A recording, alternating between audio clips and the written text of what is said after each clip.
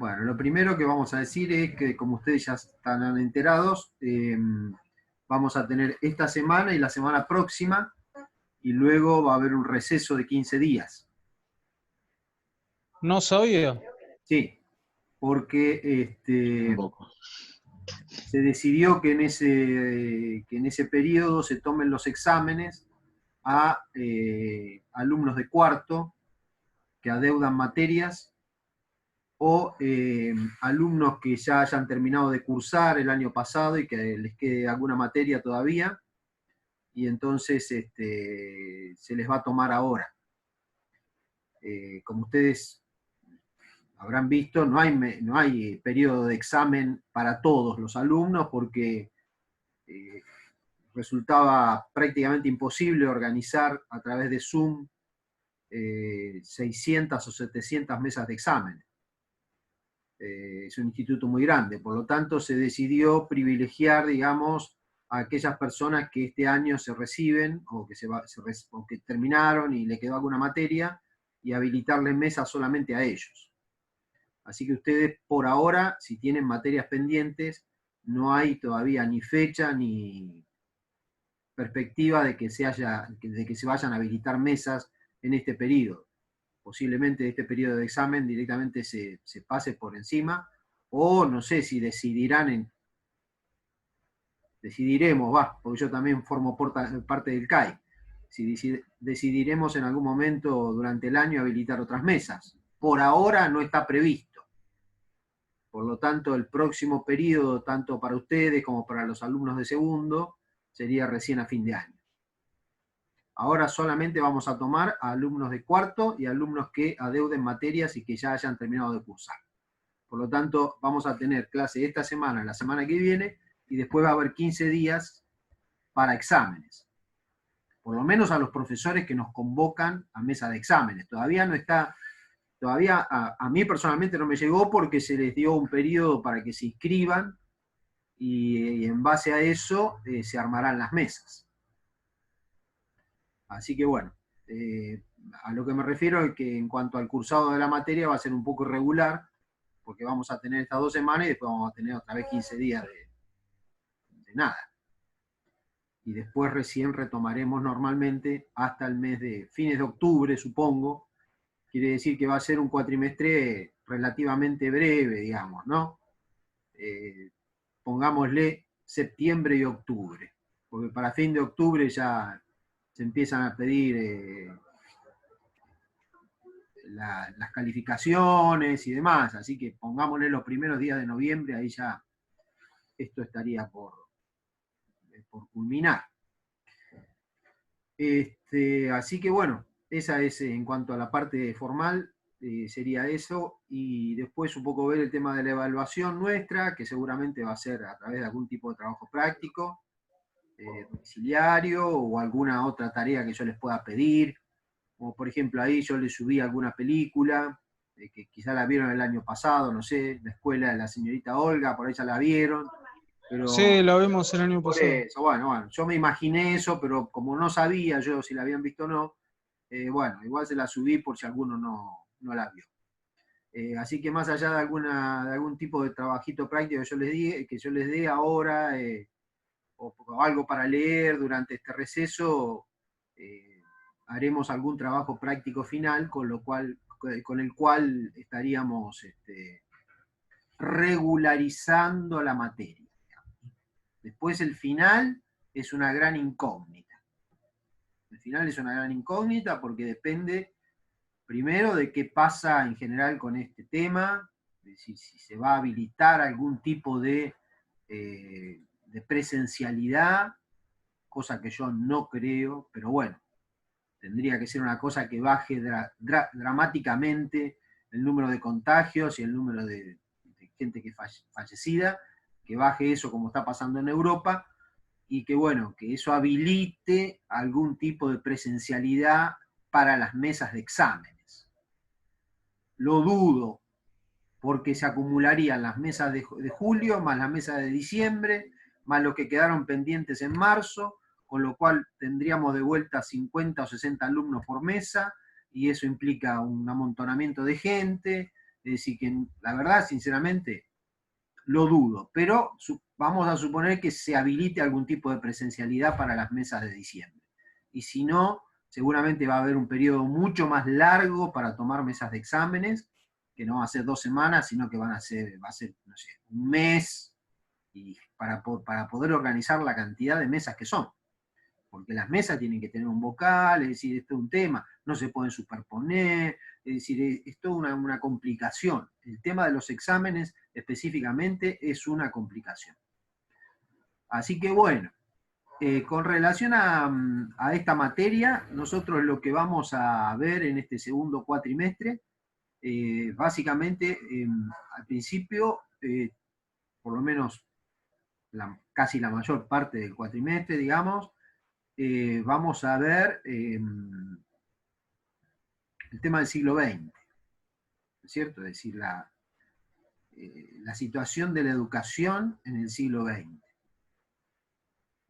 Hoy vamos a empezar viendo lo que fue los gobiernos radicales y la década infame, por lo menos empezar a ver eso, no sé si lo vamos a terminar, pero por lo menos mostrar las líneas generales, y luego ya para la clase que viene y en adelante, un poco ver la política educativa del peronismo, y luego ir avanzando hasta llegar prácticamente casi a la actualidad, digamos, ¿no? Si nos queda tiempo, veremos algunos temas más puntuales de política educativa, algo que tenga que ver con la legislación, del nivel secundario, sobre todo, que es lo que a mí me interesa que ustedes manejen bien. Supongo que van a tener una materia en la cual a ustedes les expliquen bien el tema de toda la normativa del nivel secundario, pero si no es así, no tengo muy en la cabeza bien el plan de estudios, supongo que sí, pero si no, podemos dedicarle alguna clase a ver el tema del nivel secundario. Por un lado la normativa y quizá también alguna experiencia personal, atento a que en mi caso fui directivo de escuela secundaria durante muchos años, ¿no? Así que bueno, vamos a ir específicamente hoy entonces a empezar a desarrollar un poco los acontecimientos históricos. No es una clase de historia, pero sí me parece a mí que para comprender una política educativa también tenemos que ver un poco el contexto histórico de un siglo que fue un siglo muy, pero muy complejo, un siglo, podríamos decir, también muy trágico.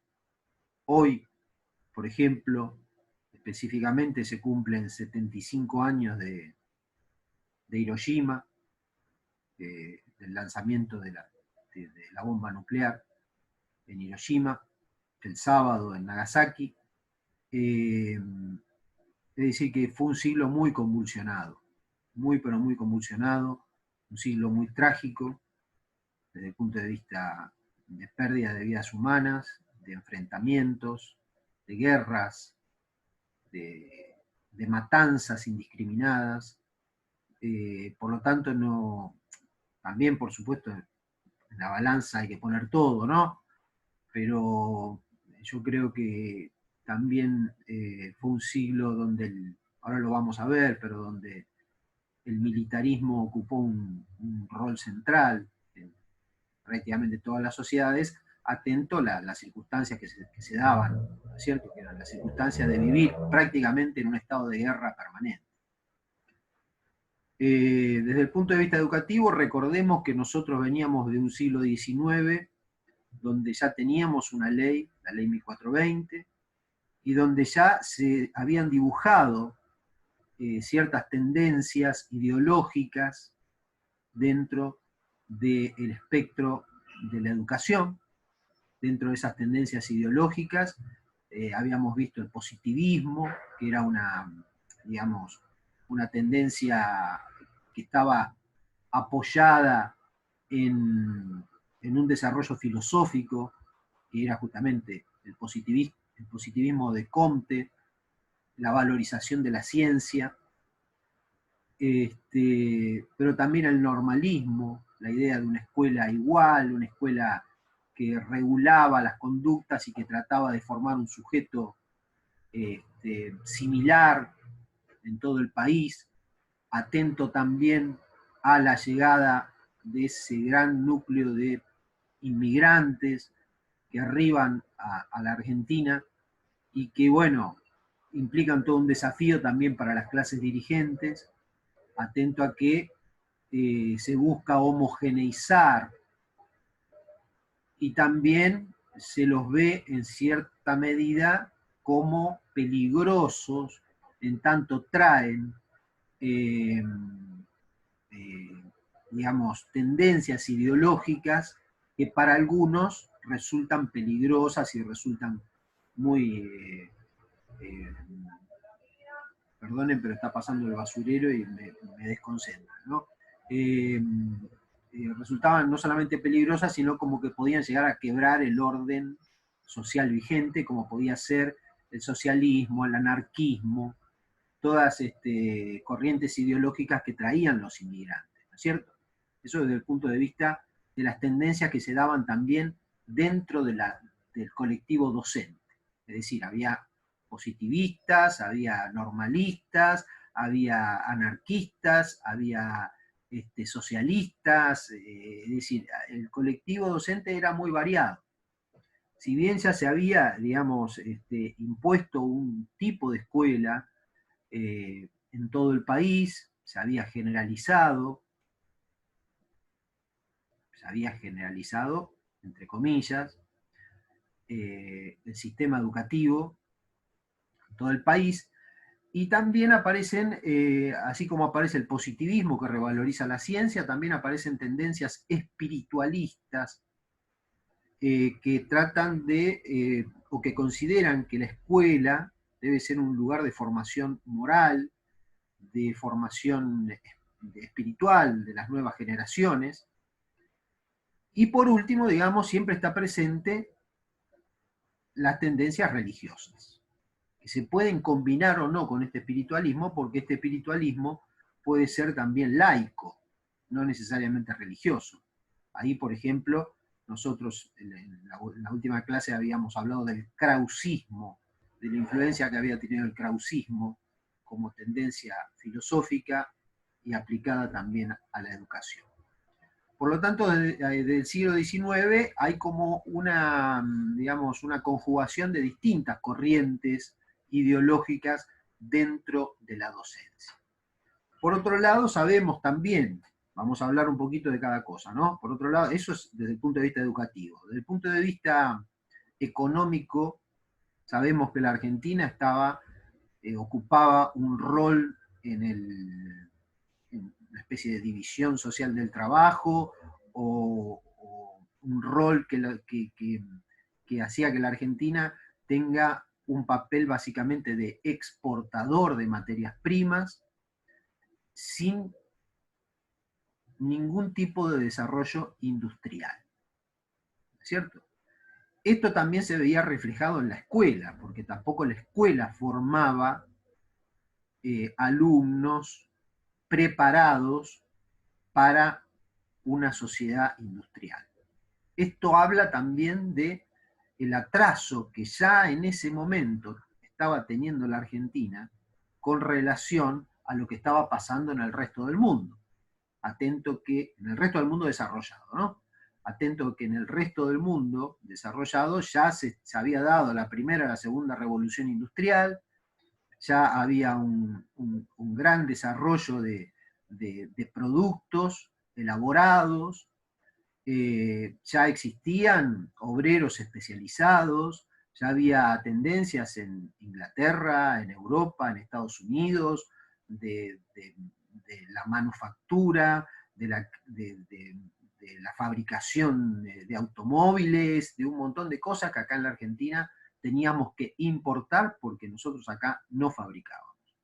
Por lo tanto, teníamos una especie de combo, ¿no es cierto? Teníamos un modelo educativo, ¿no? Con todas estas tendencias que yo les manifiesto, pero que no formaba a un sujeto para esa nueva sociedad industrial que en el siglo XX comienza a desarrollarse incipientemente, ¿no? Porque ya, desde mi punto de vista, nosotros perdimos un poco el tren y hasta el día de la fecha no lo recuperamos, ¿cierto? Hubo idas y vueltas, eh, eh, intenciones de crear una sociedad más industrializada, desarrollo de la pequeña y mediana empresa, pero nunca pudimos alcanzar, se intentó, pero nunca pudimos alcanzar ese desarrollo que tenían las potencias centrales, los países centrales, y no sé si hoy por hoy ya vamos a poder superar esa brecha y vamos a poder alcanzar de alguna manera el lugar que esos países hoy ocupan, a lo cual se le suma hoy el desarrollo industrial de China, ¿no? Y de Rusia, que en ese momento no era importante, pero que a partir de ciertos sucesos que comienzan a ocurrir en el siglo XX, Rusia también ocupa un rol absolutamente central en ese siglo.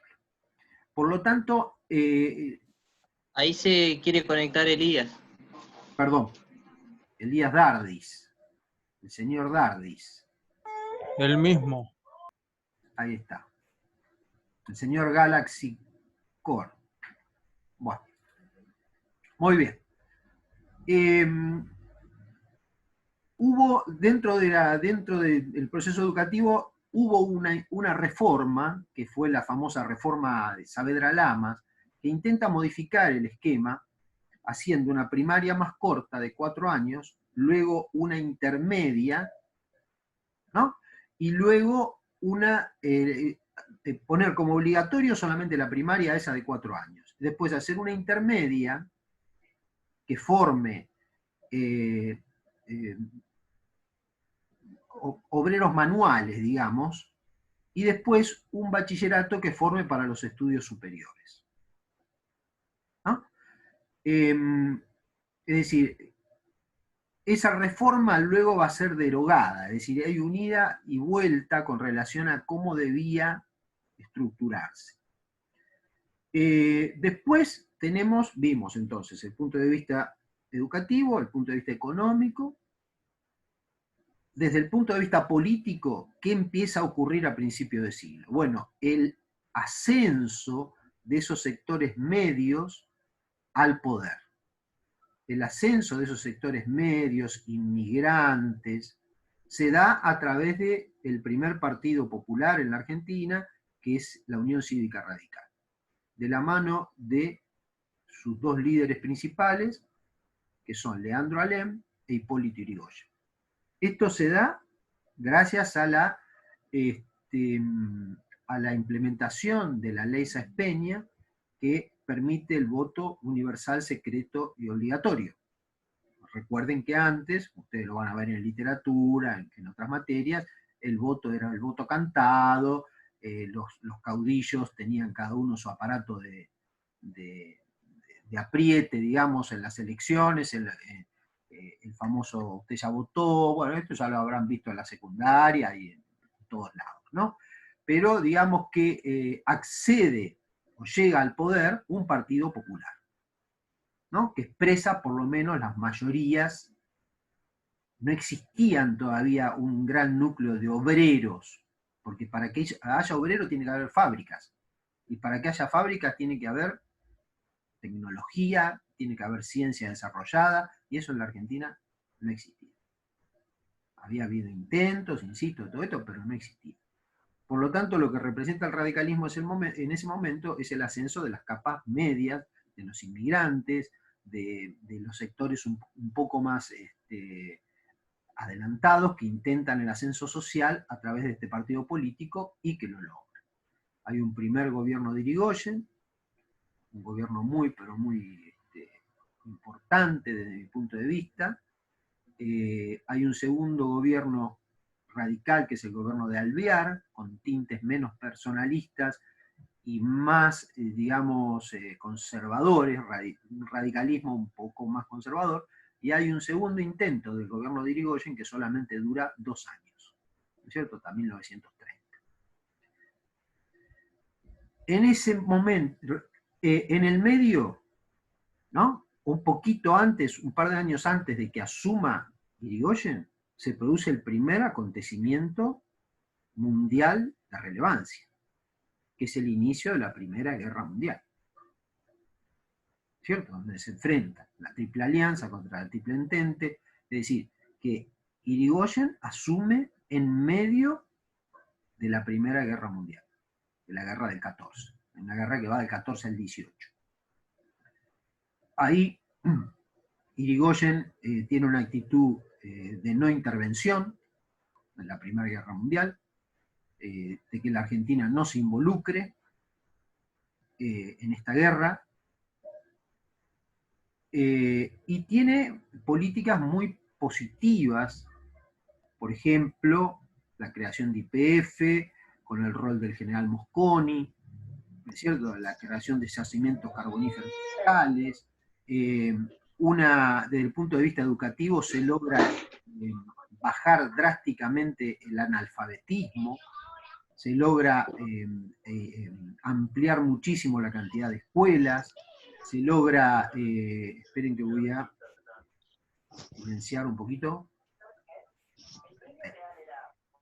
se logra, se implementa o se desarrolla mucho la educación de adultos, es decir, que es un gobierno popular, ¿no?, que le da mucha importancia al tema educativo. Pero en el marco de la Primera Guerra Mundial, bueno, es un momento delicado. El gobierno de Irigoyen empieza en el medio de la Primera Guerra Mundial y termina o va a terminar luego de la crisis del 29, del famoso crack financiero que hace caer las bolsas de Nueva York y produce un desastre financiero a nivel mundial, una desocupación impresionante, no solamente en Estados Unidos, sino en el resto del mundo, y una crisis generalizada, que en cierta medida por ahí le pudo haber beneficiado a la Argentina en ciertos aspectos, este tema de la guerra, por la exportación de alimentos y todo eso, ¿no? Pero lo concreto es que esos acontecimientos, se los voy marcando solamente, los acontecimientos de las primeras 3 décadas, ¿no es cierto? Primera Guerra Mundial, crisis del 29, pero también en el medio algo importantísimo, que es la primera revolución proletaria a nivel mundial, que es la revolución de 1917 en Rusia. Esta revolución, la llamada revolución bolchevique, ¿no es cierto? Bueno, ustedes también seguramente la conocerán, habrán escuchado, habrán leído, el rol de Vladimir Ilich Lenin y de León Trotsky, el problema que hay ahí, el rol que va tomando la Rusia en el panorama, en el concierto de las naciones del mundo, pero que provoca, ¿no es cierto?, provoca el temor de las clases pudientes a una revolución mundial de tipo socialista, y enciende algunas alarmas, generando del otro lado tendencias nacionalistas, militaristas y autoritarias. Es decir, que acá no podemos aislar a la Argentina de lo que está pasando a nivel mundial. ¿Cierto? Es decir, en las primeras décadas tenemos que poner a la Argentina en ese contexto, en el contexto de una guerra mundial, en el contexto de una revolución socialista, en el contexto de una crisis financiera, y en el medio de eso el ascenso al poder de un partido político popular, como es la Unión Cívica Radical, a través del voto secreto, que representa ese ascenso de las clases medias, y que va a hacer una serie de cosas pero muy interesantes. Pero no logra transformar la estructura productiva de la Argentina. Es decir, la Argentina sigue atada a esa división del trabajo que implica que sea un país agroexportador. Todavía no está presente en el proyecto de los líderes políticos de ese momento transformar a la Argentina en un país industrializado. Por lo tanto, la educación tampoco se va a estructurar en base a un proyecto de industrialismo, ¿no? Es decir, esa unión entre educación y trabajo, ese proyecto de formar sujetos que puedan insertarse en una sociedad industrial, no estaba. Entonces el rol de la escuela es un rol básicamente de unificador de toda esa población tan diversa, de tendencias nacionalistas, ¿no? Porque ¿cuál es el problema de la Argentina? Y el problema de la Argentina es el problema que se arrastra desde siempre.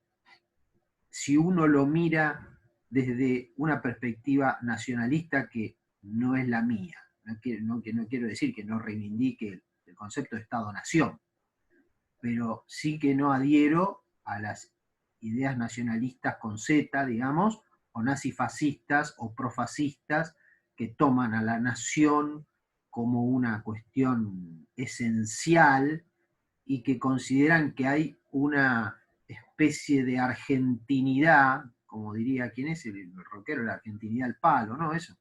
Es decir, la argentinidad, porque primero implicaría eso definir qué significa ser argentino. Imagínense, si nos cuesta a nosotros definir qué significa ser argentino, lo que costaría definir qué significa ser argentino en un momento en que habían entrado millones de inmigrantes, ¿no? Entonces la Argentina era una mezcla de los pueblos autóctonos, del criollaje, de los inmigrantes que habían llegado de Europa empobrecidos, es decir, de toda esa, ¿no? La frase que quedó como eso fue el crisol de razas, ¿no? Una especie de olla donde había que poner todo eso junto ahí adentro, ponerlo al fuego para que de todo eso que era tan diverso se haga una sola pasta, ¿no? Fundir todas esas distintas individualidades y sacar de ahí al argentino, ¿no? Al argentino. Por lo tanto, esa tendencia va a ser muy fuerte, esa tendencia nacionalista. Es una tendencia nacionalista que después, y acá viene desde mi punto de vista lo peligroso, lo que complicó todo, lo que llevó a ese interregno de 53 años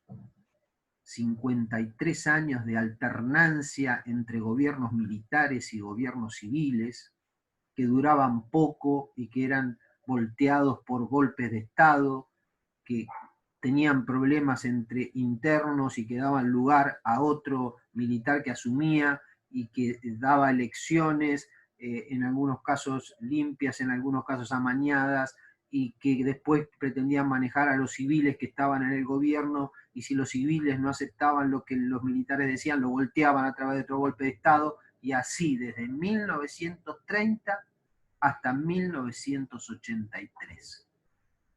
Que podemos decir es el momento en que se comienza a asentar o se comienza a consolidar el proceso democrático que dura hasta nuestros días, con sus idas y vueltas, con sus problemas, con sus crisis, con su 10 presidentes en una semana, con, con sus intentos de golpes militares al gobierno de Alfonsín, con los caras pintadas, es decir, con la toma de los regimientos, con los juicios a las juntas, es decir, con todo es la democracia que tenemos desde 1983 hasta el 2020.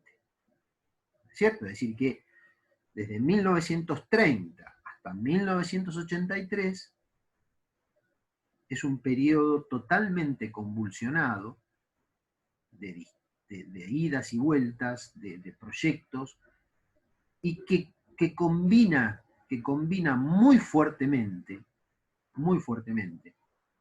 estas tendencias nacionalistas, como yo le decía, con el militarismo. ¿Cierto? Es decir, y eso se refleja también en la escuela. Es decir, hay una propensión, una intención también de militarizar la escuela, de uniformizar, ¿no? Es decir, una especie de escuela cuartel, ¿eh? De escuela cuartel. Por supuesto que hubo tendencias que intentaron romper ese molde, ¿no? Hubo partidarios de lo que se les llamó los escolanovistas, es decir, partidarios de Crolí, que fue uno de los autores que ustedes tuvieron que poner el año pasado, es partidarios de Montessori, partidarios de John Dewey, partidarios de Pestalozzi, que intentaban modificar un poco las estructuras, ¿no?, de una escuela tan rígida y tan uniforme como la escuela del siglo XX. Una escuela también con una estructura muy memorística, con rituales, ¿no? Rituales que estaban muy acentuados también en la sociedad y que tienen que ver con todo este proceso del nacionalismo, ¿no? Y que si uno los aprecia en su aspecto positivo. ¿Qué tiene de malo cantar un himno? ¿Qué tiene de malo el día de la escarapela? ¿Qué tiene de malo el día del himno? Nada, absolutamente nada. ¿Cierto? Está bien. Todos los países lo hacen y todos los países lo tienen y revalorizan su nación. Ahora, cuando eso empieza a tomar ciertos tintes exagerados, es ahí donde el peligro de caer en cierto autoritarismo, militarismo y nacionalismo extremo, al cual también se le unía el nacionalismo católico. ¿Cierto? Entonces era un combo que llevó en algún momento, inclusive durante el gobierno de Perón, a imponer la educación religiosa obligatoria en las escuelas y que generó, a ver, vamos a ver, vamos a decirlo así, el colectivo docente tampoco estuvo en contra del golpe del 30. ¿No? Tampoco estuvo en contra del golpe del 30. Es decir, porque había como una tendencia general. Lo que pasa es que después, cuando se vio venir todo lo que se venía, ahí empezaron los problemas. Cuando se empezó a despedir a los docentes que estaban en contra, cuando se empezó con la persecución ideológica, cuando se empezó con la imposición de un solo punto de vista, cuando se empezó con la militarización, con este nacionalismo del cual yo les hablo. Es decir que hay, por un lado, esa escuela, ¿no? Esa escuela que no tenía, podemos sintetizar así, no tenía una mirada industrialista, más bien se pensaba que la escuela tenía que cumplir un rol espiritual, por supuesto enseñar a leer y escribir, los cálculos, pero más bien formar al argentino, la argentinidad, formarlo en sus principios morales, pero sin una base práctica, sin una base pragmática que permita que esos ciudadanos que salgan de las escuelas técnicas y de las escuelas secundarias puedan insertarse en la sociedad como corresponde y poder contribuir al desarrollo industrial. El golpe de Estado de 1930 es el golpe, como ustedes saben, que que da Uriburu, y luego viene el gobierno de Justo, un golpe que tiene la adhesión de algunos intelectuales muy prominentes de ese momento, como por ejemplo Leopoldo Lugones, que era algo así como el intelectual nacional, no de todos, porque por ejemplo Ricardo Rojas, el autor de un libro que se llama La Restauración Nacionalista, que sí era un nacionalista pero era radical, terminó preso en Ushuaia. Es decir, Lugones pronuncia la famosa frase: ha llegado la hora de la espada. La historia de la familia Lugones, yo se la recomiendo para el fin de semana porque es realmente interesante, trágica. Lugones se termina suicidando, tomando cianuro en una isla del Tigre. El hijo de Leopoldo Lugones, comisario, es el inventor de la picana eléctrica. Bueno, por lo menos el que se dice que implementa por primera vez la picana acá en las cárceles de Buenos Aires. Pero Lugones era el gran poeta nacional. Es decir, Lugones era la persona a cual todos los escritores reverenciaban, porque su libro El Lunario Sentimental y otros libros de poesía, y su libro de Historia Nacional, es decir, era el gran intelectual. Y sin embargo, se obnubiló por esa tendencia de el sable blanco y puro que venía a terminar con la politiquería barata y que venía a imponer un régimen de orden que iba a permitir que la Argentina salga de esa decadencia en la que estaba. Resulta que esa supuesta decadencia, si uno la mira históricamente, fue por lo menos desde el punto de vista educativo y económico, etcétera, fue uno de los momentos mejores de la Argentina. Salvo este tema que yo digo que no había un proyecto industrialista.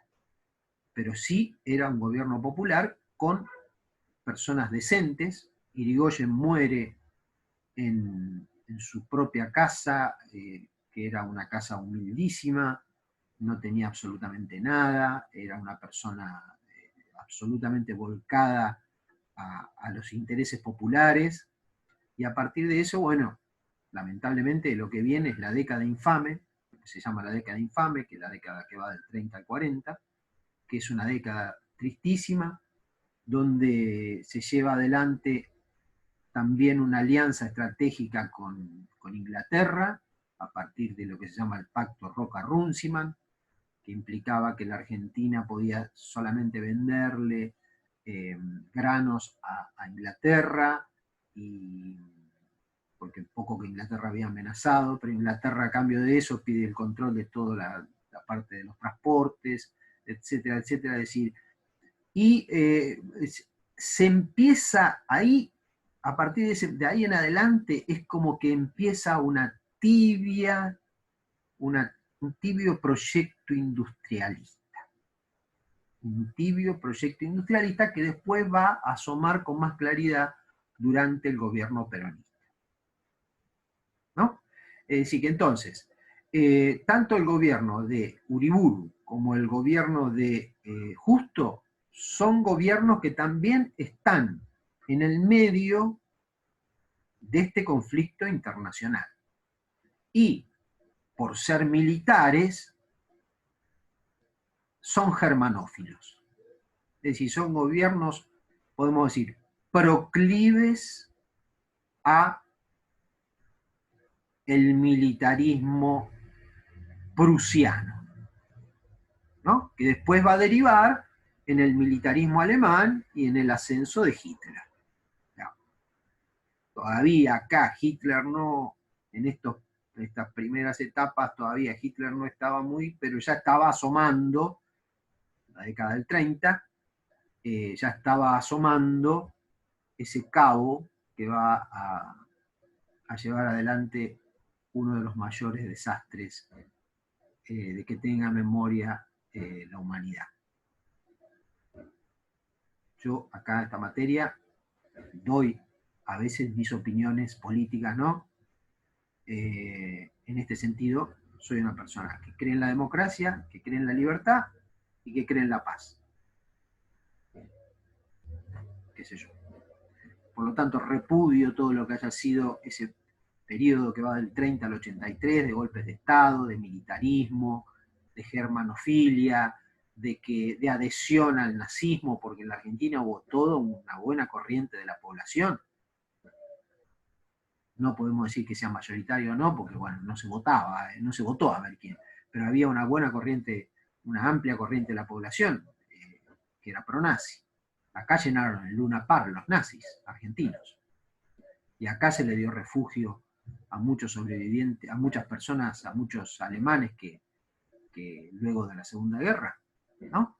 Que se instalaron en Córdoba, que se instalaron ahí en la Cumbrecita, y bueno, sí, en Bariloche. De hecho, uno de los últimos nazis que se encontró fue Pripke, que fue el responsable de la masacre de las fosas adriatinas en Italia, que se lo encontró en Bariloche. También se encontró a Eichmann, acá en Hurlingham, creo. Por lo tanto, acá lo que tenemos nosotros es ese espiritualismo en la escuela, ese patriotismo desde mi punto de vista exacerbado, ese pensar que el tema patrio era un tema que podía y que entusiasmaba, ¿no es cierto?, a toda la población, y aparece y la carencia de una formación laboral, como corresponde, de una formación industrialista. Y también la influencia de las corporaciones. Cuando se habla de la influencia de las corporaciones, se habla de gobiernos donde el Estado, que sería el representante de la población en general, el Estado es débil frente a determinadas corporaciones, que son las que terminan manejando la situación. Esas corporaciones son la corporación empresarial, la corporación militar, y luego más tarde, bueno, la iglesia, y luego más tarde la corporación obrera, porque también la corporación obrera va, luego del peronismo, a adquirir un valor muy importante dentro de la sociedad, y esa corporación también va a tener mucha influencia. Cuando un gobierno corporativista sería un gobierno que es débil o que representa solamente el interés y que no se pone por encima de esas corporaciones, como corresponde, tratando de mediar en el interés general, sino que está tironeado por cada una de esas corporaciones y termina haciendo lo que alguna de esas corporaciones le imponen.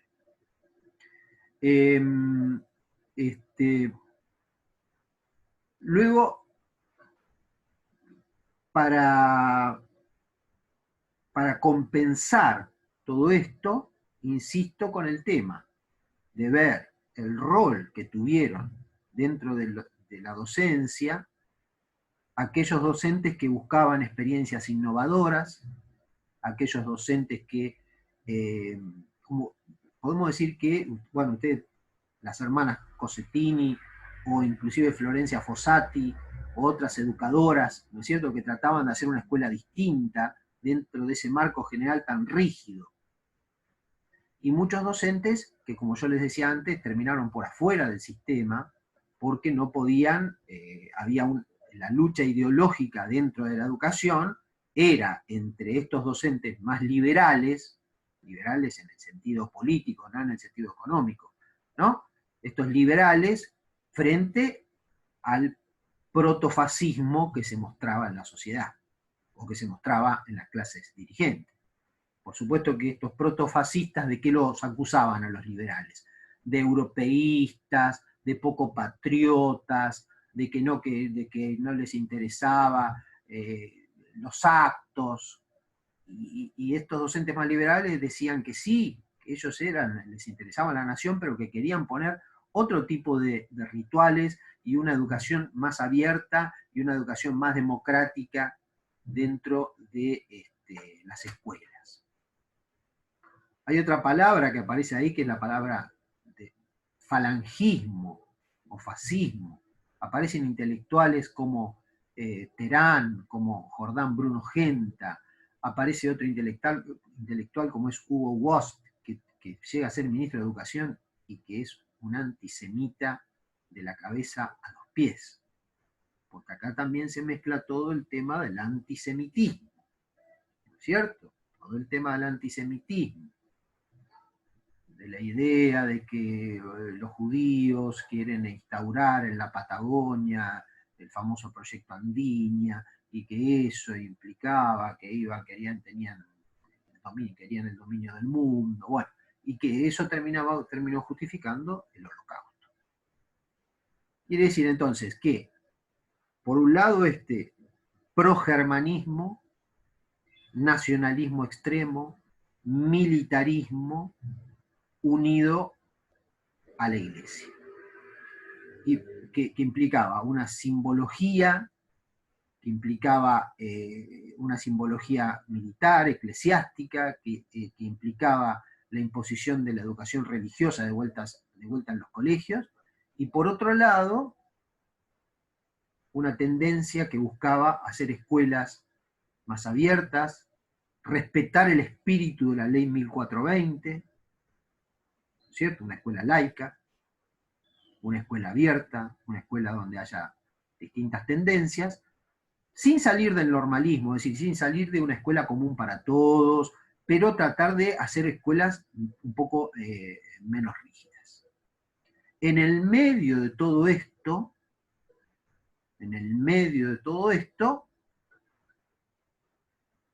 la Segunda Guerra Mundial. 1939, casi finalizando la década, la Segunda Guerra Mundial.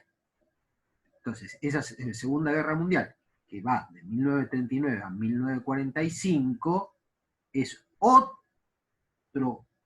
cuestión que se nos mete en el medio a nosotros.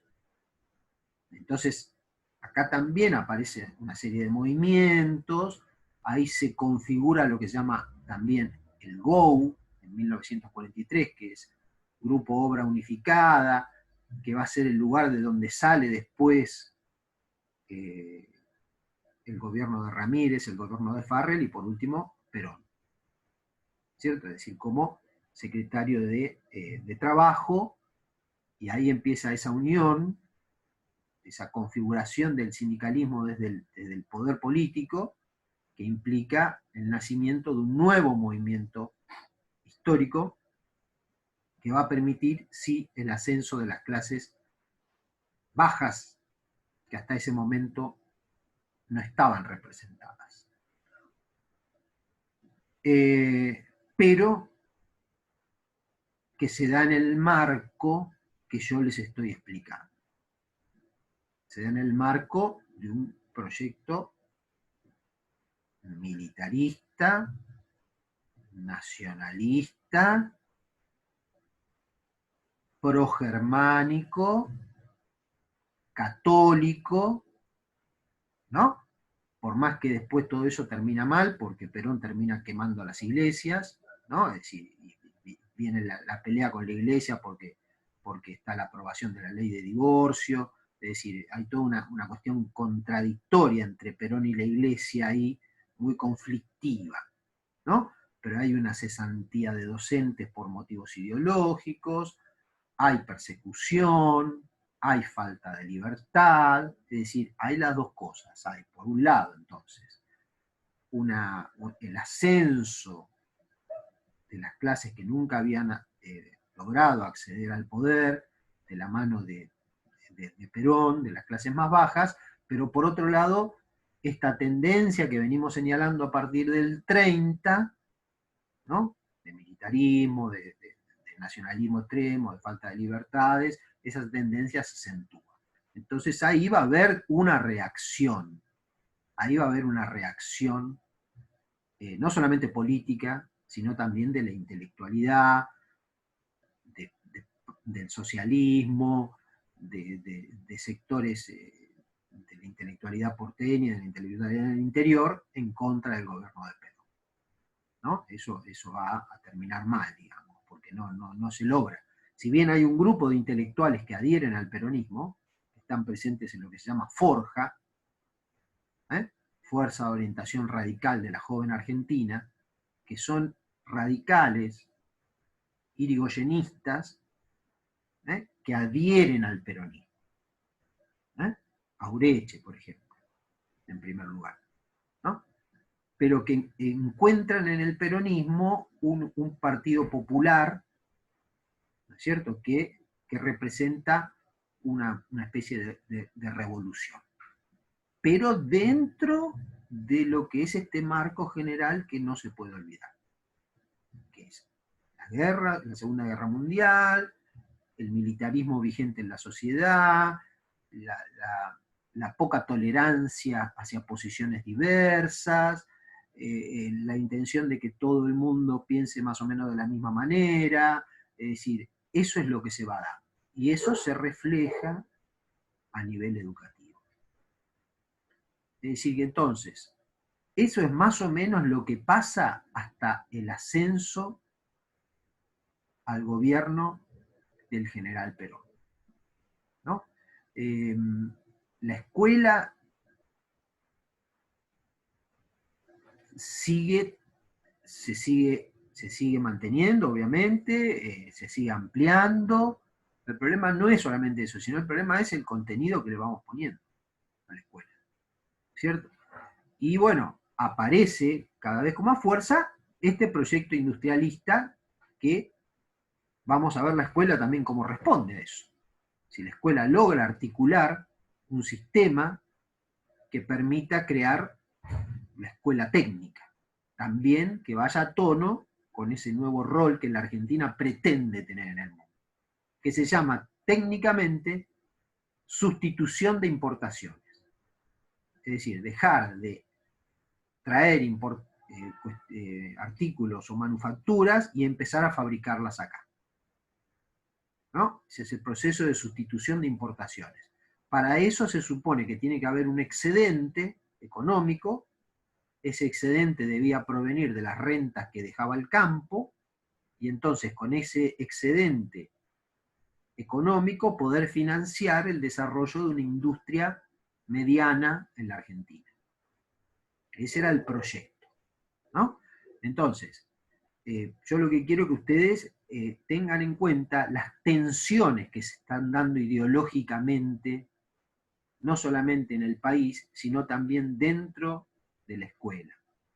Las tensiones que se van dando, que van haciendo que haya todo un fermento difícil, y si bien hay tendencias renovadoras, no son las que terminan triunfando, digamos, no va a triunfar el escolanovismo, ni de Crolí, es decir, lo que va a triunfar es lo otro, ¿no? Es decir, la imposición de un modelo igualitario y homogeneizador para toda la escuela. Así que bueno, hasta acá es más o menos donde yo quería dejar, y estamos abiertos a las preguntas que ustedes quieran hacer, si es que hay.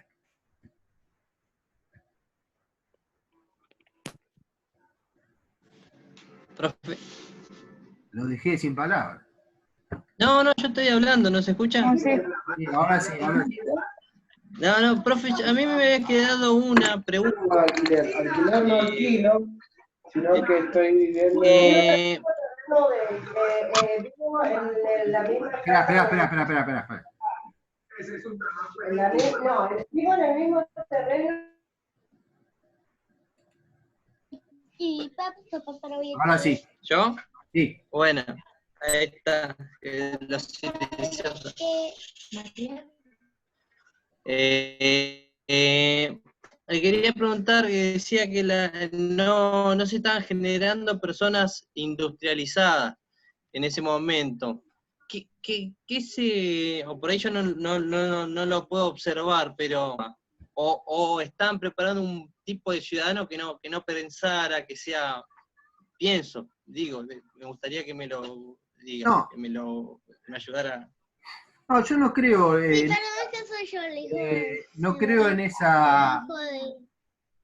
a ver, no creo en esa intencionalidad, digamos, voy a crear un ciudadano que no piense.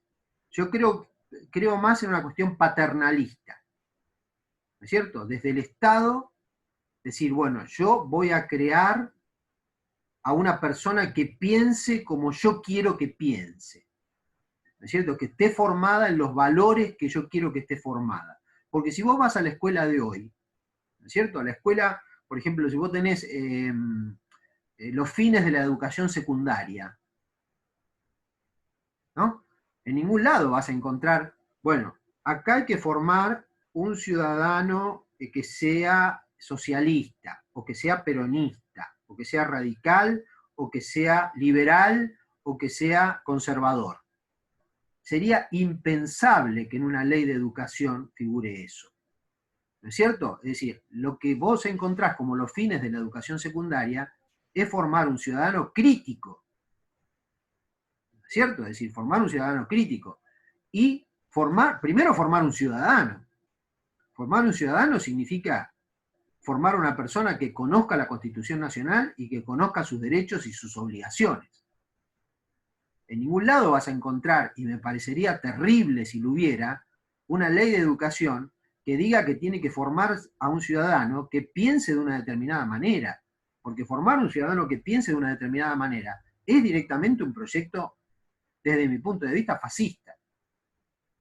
Porque la Sin escuela... embargo, en los 90 se vio mucho ese increciento de la educación, a ver, que sacaron el polimedal, que toquetearon un poco la educación.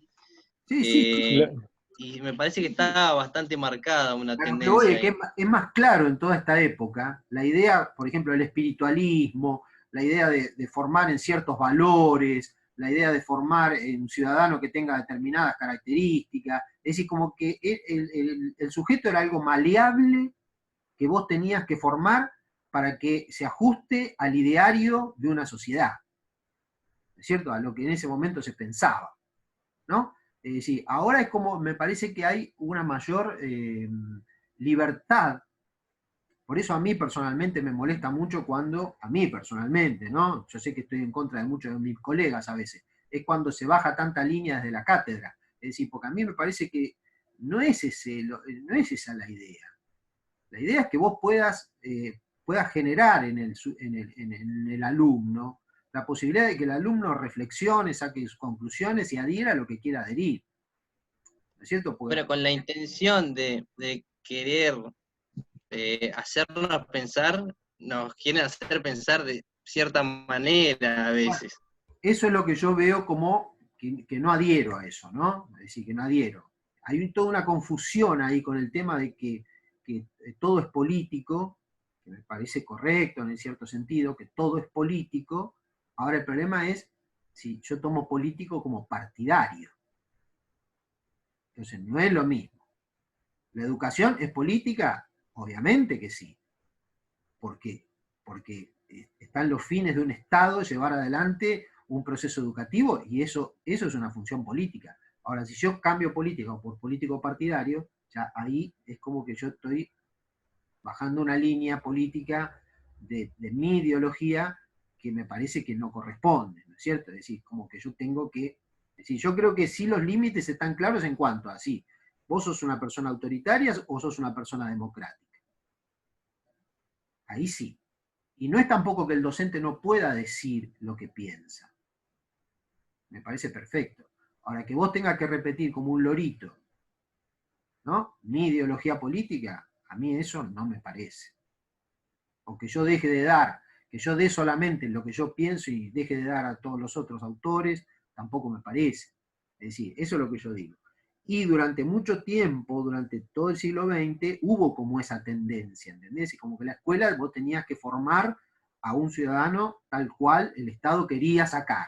Quería sacar a un soldadito. Entonces había que formar un soldadito. No una persona que tenga libertad de pensamiento. ¿Alguien más quiere preguntar algo? Bueno, entonces yo les voy a pedir que vayan leyendo, por favor. Cristina Araujo se acaba de sumar. Bueno, que vayan leyendo, por favor. Yo igualmente esta clase la voy a subir. Que vayan leyendo la bibliografía, lo posible, que se vayan interiorizando. Es muy importante todo en esta época, y vuelvo a insistir con lo mismo. Es muy importante el contexto, en toda época, ¿no? Pero en esta época es muy importante lo que está pasando a nivel mundial. Es decir, en el siglo XIX, me parece a mí, ¿no es cierto? En el siglo XIX, no era tan importante lo que estaba pasando a nivel mundial. Si bien Sarmiento veía a Estados Unidos y decía, che, ¿por qué no hacemos lo que están haciendo allá, que es bárbaro, qué sé yo? Es decir, el problema era cómo nos organizamos nosotros acá adentro. Nos estamos matando entre unitarios federales, es decir, esto es un despelote, a ver, Urquiza, Rosa, esto, lo otro, no nos terminamos de organizar hasta que llegamos a un Estado. Pero en el siglo XX, las cosas que están sucediendo, ya nosotros estamos muy insertos a nivel mundial. La inserción nuestra es muy grande, entonces nosotros no nos podemos olvidar de todo lo que está pasando, de las guerras, de la revolución bolchevique, es decir, ni hablemos lo que va a pasar después de la finalización de la Segunda Guerra, que es el tema de los dos bloques, ¿cierto? Los dos bloques, el bloque socialista y el bloque capitalista, ¿no? Es decir, y cómo se inserta la Argentina ahí en el medio, de qué lado va a estar, es decir, si va la famosa tercera posición, va a haber una tercera posición, no va a haber una tercera posición, es decir, y lo que va a pasar después a consecuencia de ese problema, que es toda la represión, la guerrilla, es decir, todo lo que va pasando a partir de la década del 60 en adelante, ¿no? Es decir, todo eso, no podemos obviar esas líneas ideológicas que están ocurriendo. Fíjense ustedes cómo se vestía un soldado, cómo se empezó a vestir un soldado en la Argentina. Le ponían el mismo casco que le ponían a los nazis. Es decir, por algo se lo ponían, es decir, se copiaron el uniforme. Es decir, que esa adhesión que había en buena parte de los militares argentinos, porque después hubo militares que no eran, que eran más militares liberales, digamos, ¿no? Que hayan hecho tropelías es otra cosa, pero eran como militares liberales. Eso se dirimió un poco entre azules y colorados, en la época de Onganía. Bueno, como que había ciertos militares que no adherían o que no querían adherir a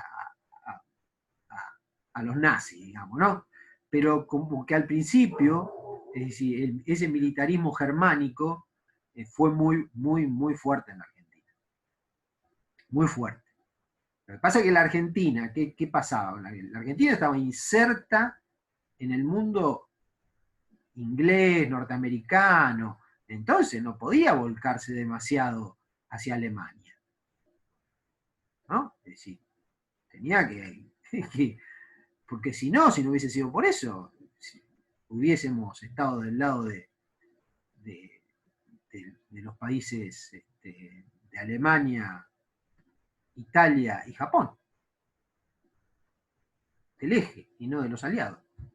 Es decir que bueno, fue complejo toda la lucha ideológica y lo que fueron las guerras mundiales en el siglo XX.